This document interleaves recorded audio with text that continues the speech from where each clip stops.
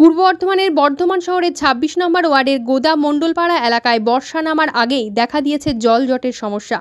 সামান্য বৃষ্টিতে রাস্তায় জমে যাচ্ছে জল, যার ফলে সমস্যায় পড়ছেন পথচারী, স্থানীয় বাসিন্দা ও ব্যবসায়ীরা।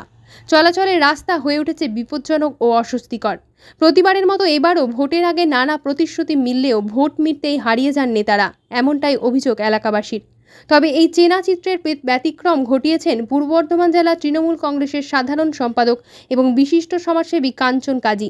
স্থানীয়দের অভিযোগ পেয়ে তিনি নেতা নয়, একজন সচেতন বাসিন্দার মতোই নিজে উদ্যোগী হন সমস্যার সমাধানে।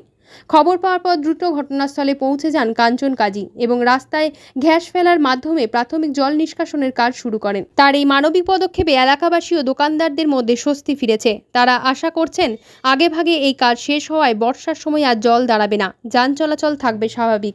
স্থানীয়রা কাঞ্চনবাবুর এই উদ্যোগকে আন্তরিক ধন্যবাদ ও সাধুবাদ জানিয়েছেন। একজন দায়িত্বশীল নাগরিকের মতো যেভাবে তিনি মানুষের পাশে দাঁড়িয়েছেন তা নিঃসন্দেহে অনুসরণযোগ্য।